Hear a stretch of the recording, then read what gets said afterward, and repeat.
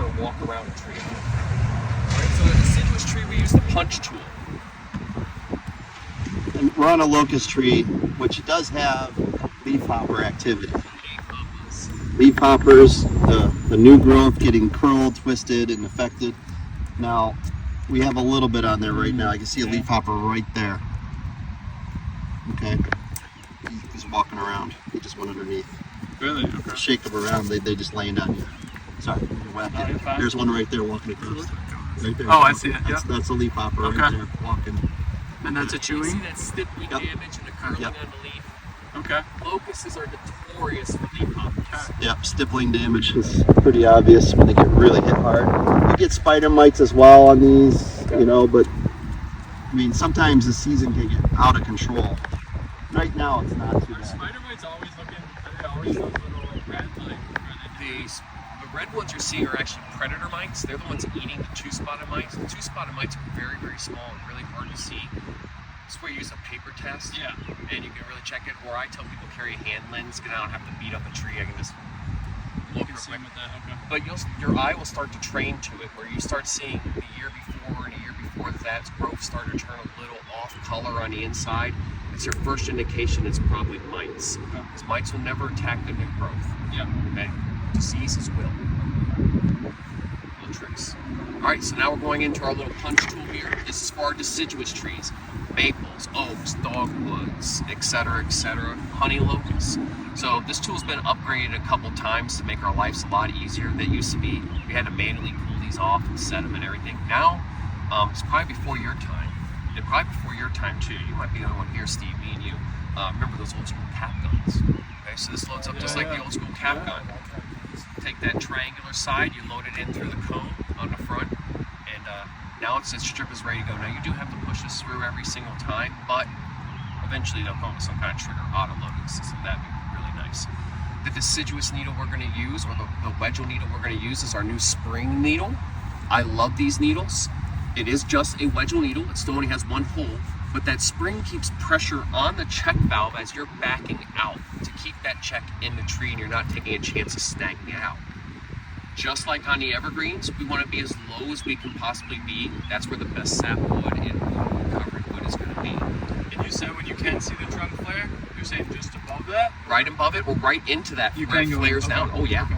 Yeah, you just don't want to come all the way down to like here. Yeah. You can be like here. Okay. This is fine. That's ideal. You get down here. This is nice. on here, will it pop on and off? If you pull it real hard, it'll pop off. Is it supposed to? It can, yes. Is there a reason I would ever want to? No. Not in my book. Yep. I was just curious. Still a good question. You showed it to us when they didn't have the spring. Yes. So if it was, like, say the spring one got bent, and you only got a couple of spring ones, can you put that spring on a regular one? Yep. Okay. So for a 0.75 wedgel needle, Yeah. it just comes, the 4-pack comes with a spring instead of no spring. We're pretty much just switching to those. That's the ideal way. People who don't like them can pull them off, but everybody else loves them, and they keep them. Most of the people that are old school, they've been doing it so long, they're like, I don't need no stinking spring. So, you know, young bucks, you know, they need a little practice before they check it out. So now we could tell, we're talking about girdling root earlier, there's a flat side of this tree. This is a no injection zone. And I'm gonna purposely put one in here, and we're gonna try to inject it, and you're gonna be like, bugger that, all right? And you'll be able to tell as we get into it, this is your cutting tool, and you can see it only goes that deep. And just that little pipe right there is all we're gonna push in. And that's the cutting tool, and you're gonna pull the trigger, and you see that little piston pop up, and that's gonna pop out the cork. And then you're gonna look at it, and you're gonna see if there's white or yellow where the cambium is, and that lets you know you found a good spot. Now, more than likely, I'm expecting this to be yellow and not white because it's flat, but you know, I could be wrong. I'm not perfect. What I'm gonna do is I'm gonna put some pressure on the back of the thing. I'm gonna keep this as straight as possible, all the way down, until it pushes completely to the butt of that black fitting, the black cutting portion. If you wiggle, you oblong it, and then the wedge check leaks on you. So I saw me kind of doing this, but keeping pressure, and you can see this is straight up and down. That's how we want it. Now all you're gonna do is just give that a little pull. You got that little hole right there, keep your eyes on it. I'm gonna take this, and squeeze that, and you see that white section in there? There's the cambium, okay? All this is cork wood bark. Now all you're gonna do is turn this around, make sure you got a nice little set, put it right up against the hole, slap it like a cheap trick. voila, it's set. Just that easy. Again, every 4 inches, I'm gonna come around here. In this case with deciduous trees, stay away from the raised bark. Try to come in to the sections where you can. Now this section here is probably not gonna uptake very well. So you can see I'm gonna move all the way over here. This is where it's starting to look pretty decent again. And what does that mean for the treatment? Like if there's yearling roots, you got flat side, and you're skipping a section, is it not gonna be as effective? You will add an extra milliliter or 2 milliliters to other injection points. It's about getting the proper amount of medication in. Just like with the doctor when he sticks you with the needle, it doesn't matter where he puts it, arm, glute, thigh, it's going to translate through your body. The trees are pretty much going to do that, especially deciduous trees, they're radial, so they're going to want to push things around and then shoot it up. So it will translocate, as long as it has a section to move into. There's my little hole. We got to keep our eyes on this because they'll disappear. All right, we're just going to pull that check forward. Just one little set. Again, guys, I'm moving in quarter speed right now. I would already have this set. Just trying to give you an idea how fast you can actually do this. I'm just going to say, it comes with a little hammer, so save your hand. If you need it. If he was using the Moshe, we'd all be eating lunch and then coming back and still working on it. All right, so you see this one's set a little funky. I can take my cutting tool and I can actually push that, but it's not going to set. We're just going to let that one walk. We'll try again. And that might have just been me missing. There we go. Just like that. Pull it forward. You'll feel it stop. Come about right here. And this is a really good zone right here. So if we skip like say 6 spots, Flat zones, dead zones. Then what you do is 2 mils in the other spots that are still looking But good. you're not going closer together necessarily? Okay. There you go. Try to keep it nice and flat and straight. There you go. Don't be afraid to put your muscles into it. We're going to have to put a little weight into it because you're literally cutting through that bark. There you go. All right, perfect. Check to see if you got a good cambium. I can tell already, I can see the white. So that's beautiful. Now we're going to flip it around. Yep, I pulled it forward for you. That was my bad, sorry. Yep, it's slack. There you go. Just like that. You're up. Oh, he wants to do another one. He's like, oh, do another one. Oh. Little practice makes perfect. Practice makes perfect. There you go. You're in there good. Boom. Looking nice. Got white. That's good. Now, if that comes out brown or red, it's probably not going to inject in that spot. Okay. And that's just general rules of cambiums. If you ever want to do what I call a traffic light check to find out if a tree is living or dead, all you're going to do is you're going to scratch the bark. If it's green, traffic is flowing. If it's yellow, traffic is slowing down. If it's red, traffic is stopped. It's dead. So you don't even going to bother trying to inject it. And then once you got a couple set in there, we'll move into the actual wedgel section of it and how we do that. And that's where that spring needle comes in. And this is the biggest difference between the wedgel and the portal. Wedgel, we set checks. Portals, we set needles. And we can still do a portal on here. We can show what that's Yes. like when you have to. that's a whole different product, a whole different like, system. The portal needle, yeah, that's these. Yep, the portal needles. So sometimes what happens is you'll run out of needles. And you can actually use the 0.5s on these trees. So you can do it. And I'm going to set one just to show you. Because this is actually like one of my favorite cheats. Once you've learned trees well enough, you'll start to know rather you get away with just running portal needles to save all the time to setting checks. And there's nothing wrong with running a portal through a check.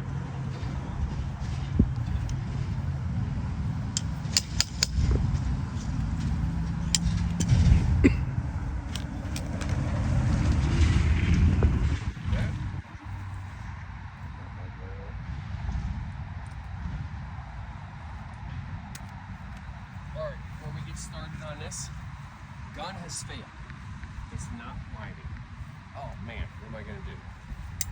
This whole thing is stainless steel, right? Except for 3 parts: the O-rings and the check valve behind this front cover. If you look here and I spin this, you'll see that it's flat. Find those flat spots. Take your key. And this pops right off. That little black thing right there, that is your check. This is what makes this whole gun function. Okay, if this is bad, you won't have a prime. It'll be making a sound. You'll be like, oh man, what's going on? This is what it is. So kits always have extra ones in there. I always recommend keeping 3 or 4 on hand. Sometimes manufacturers make these wrong and they don't work. If they don't, bring it back. I'll get you squared away. Wear and tear. So if you actually look, it's this tiny little stainless steel ball inside of there. I'll try and get down in here. Can you see it? Got it. And what happens is every time you squeeze, it's pushing forward, coming back, pushing forward, coming back, and it's, what it does is it flares this piece out. Once it's flared out, it starts to fail. Other times it fails is you overcrank this down, and this is the #1 reason why they fail. The technician puts it on there, they're not paying a lot of attention, and they crank it down. Stainless steel, plastic, stainless steel, what's going to give? It's plastic, right? So putting these on, you're going to have to put a little torque on it, right? Just push that down, flat side, and we're just going to get it threaded. Once it starts, you'll feel it start, you can let go of it. And you see I got my little finger notches right there. It's got 1 finger on it. I'm going to pull this up to here's my magic number again. 3 to 5 pounds. That's it. Surgeon hands, not chainsaw removal hands, right? This is easy. Because I can still go 2 more whole cranks on these. Yeah. You don't want to go from chainsaw work and just jump into the wedge-all. You're just overbeating everything. All right, so now I'm going to come back over here. We're going to go back into prime mode. Oh, looky there, it's up and running again. So now all we're going to do is we're going to take the needle and we're going to hook it up to the gun. And again, we want to make sure that that hole is pointing up. There it is. Guys, give me a check. There it is. And all we're going to do is push right into the check. And you're going to feel it stop. And this is the most important part, and this is the hardest part because this really requires feel. Once you've learned the feel, it's like lickety split. All you're going to do is take that, put it line up with the check, push, and you'll feel it stop. You see how it stopped? Don't jam it in any further than that. It's at its magic spot. Same thing, about 3 pounds of pressure. And you can actually hear that bark peeling. Do you hear that? And that's because this is a dead zone. I'll get up closer on that too. You see how it pissed back out on me? That was because I was actually forcing that in at about 10 pounds of pressure because I wanted you guys to see why we don't do flat sides. And repeat that again. Come back in here. I'm probably doing damage to the tree now because this is actually going to push against the bark. And if you put your ear down here, you actually hear it. Now, as soon as I back this out, because the cambium is under so much pressure, it's going to piss on you.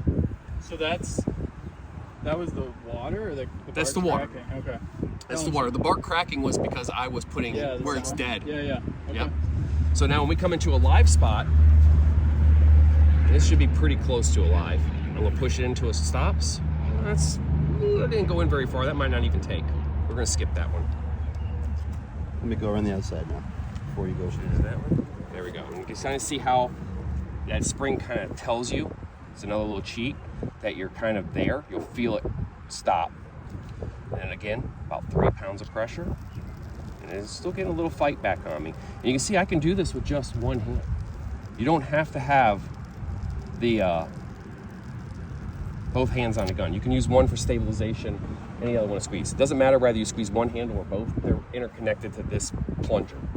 Okay, now I back this out. I'm going to get pissed on because I can feel it fighting with the pressure. Not too bad this time. I think this tree is not wanting to take up right now. And it might have been because it rained recently. It could have been a nutrient issue.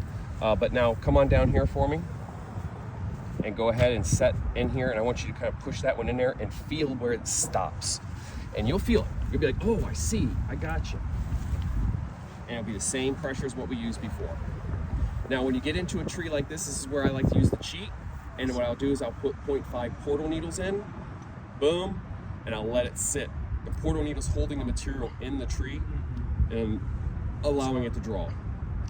So it's hard to. Yeah, do you feel it fight you? Do it anyways. It's okay. Oh, It's all right. So now you see it kind of dribbling out, just back on out. There you go. Oh, yeah, Sometimes the tree is letting you know I'm not taking it right now. Now this tree is going to fight us the whole way around. One, we're in shade. Normally you heard me say that, I'm taking a shady tree. So we're a little bit, we got warmth, we got air, we did have rain yesterday. Theoretically, practically this tree should be uptaken. But she's also sitting in a Big pile of boulevard. mulch. This is a commercial site that's the tree's not healthy. Yeah, see, I spit right out. It's pissing back out. So it's fighting us a little bit, but this is a good training purpose, so you guys can actually see when it's taking, when it's not taking, why, et cetera, et cetera. And failure is actually a great way to learn. Yeah, the mulch is buried so high up this tree, so we're high up. Yeah, and you notice I was always wearing my glasses, so Yeah, that's actually got it on my eye. it's just water. The next one might not be water. Right. Little itty bitty 0.5 portal needle in there. Connect. And now this is going to have so much pressure on it, you're going to be able to see what I'm talking about, where a tree hasn't taken it up when we hit that check valve. And it's going to fight it.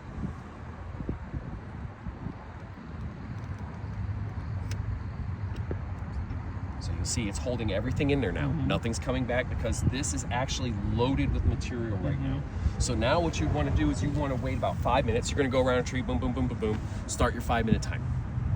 3 minutes depending on how fast your wind is, things like that. In this case, we're going to move extra quick because I want you to see it squirt back out. Because I know this hasn't taken, and it did. Making a fool of me. We'll do 3 mils. Yes, let's put a couple extra mils in this. Let's make it 8 in here. Like that. It's fighting out there. So now what I'm doing is I'm over pressurizing the cam beam intentionally. There's a high chance I just pissed it right up through there and blew out part of the cam beam. Now you see that drip? I don't know if you saw that or not, but it dripped out. And that's to let me know it's not ready. Okay. Right now, honestly, it took most of it. But I bet money that if I disconnect this, I'm gonna get what's called a weep or tear, where it just kind of dribbles down a little bit. That is not the end of the world, okay? The material can absorb through the bark and go down to the root systems. The tree's gonna take what it can take. If you see that, don't be afraid to add a little bit more somewhere else if you're worried about not getting enough millage into the tree. Again, all we're gonna do now, connect that, and there it is. It took it all, it didn't even weep on me, just like that. But you saw how these guys all fought. So when you get to those, you can switch to your 0.5s and inject that way. You're gonna feel it fight you a little bit more. You're gonna be at the 5 pound, 6 pound instead of the 3 pound. Other advantage to the deciduous is once you've walked around everything, you don't have to pull anything out. It'll stay there. It's done. If you have a 1.5 inch needle left over, you don't have enough half inchers. Yep. Nope, just like that. So let's take a long portal, and you don't tap it as far. You want to see it, You're out of stock. You don't have enough. see it fight me, huh? Well, no, you're not going to go in deep. You're just going to go in to where you feel it. You tap it to where you feel. The tapping of the slide hammer where you feel you hit the cam beam. Now, the catch to this is you can see how far back these holes come. We want to make sure it's in at least that far, or as soon as I pull the trigger, it's going to go. Yeah, it's got to be in. Come right here. And all I'm doing is I'm using physical push pressure. You see it stop? Yep. I can't guarantee this works because I'm using a really big needle here, guys. This is advanced skill set. Yeah, see, I'm not quite in there. You see how it's dribbling at that one spot? And it's just with the tap, that lets me know that I'm not quite in it. There's too far of a hole. Right. It can't get in deep enough. Sometimes you can get away with that. Right. That's what Steve was trying to push in And there. you're just talking about like if you ran out. And If you ran out, you need to try it. That needle would have to go in a little bit deeper to be able to make it work for you. Needles are your ability to adjust to what the tree's going to give you. You could. Yep. You just want to give it a second. What you do is you do what's called ring around a rosy.